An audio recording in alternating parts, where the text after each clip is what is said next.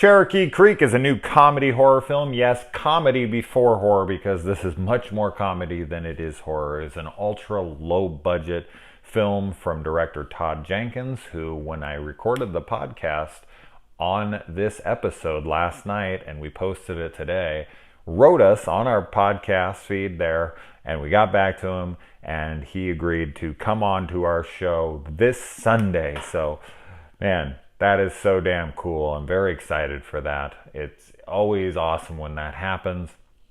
I'm glad that this happened this time because I gave a positive review. The last time this happened, I got a director on because I gave his film a negative review, and I thought that was going to be awkward as shit, but it wasn't, and we actually had a good time. But this time won't be awkward, at least I hope not. And I get to talk to a guy without the awkwardness, because I really did enjoy his film. So this is a Bigfoot film, but this is a $25,000, so I've heard, per dollar production film here. So you know what to get. You know what you're getting yourself into. If you're a fan of ultra low budget cinema, it is very raunchy, trashy, juvenile humor. There's lots of talks about girls squirting and chronic masturbation, and there's full frontal male nudity, there's fucking hot naked chicks, there's joke after joke after joke, and honestly a lot of them landed for me. I loved a lot of the situations, I loved a lot of the situational humor, I loved a lot of the gore gags, I loved a lot of everything that was really going on here. The movie runs an hour and 51 minutes, I want to say. And when I saw that runtime for a $25,000 movie, I was like, these guys are out of their fucking mind. But honestly, I wouldn't really cut much. I had really nothing I might have been able to do without the whole beginning.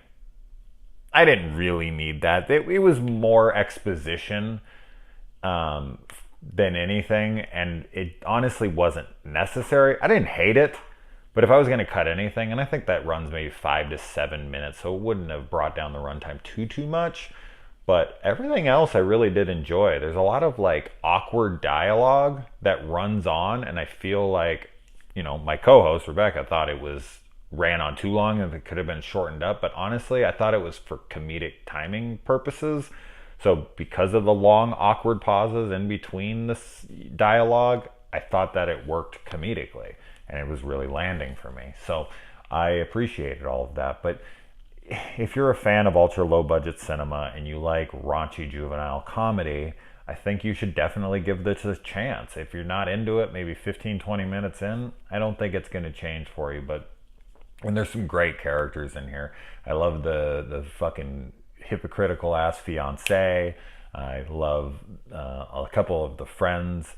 I don't want to say anything much about the plot because I don't even want you to read the plot synopsis on IMDb, because I feel like that is spoilery, personally, because it kills a joke in the film that I did not know was coming, having gone into this blind.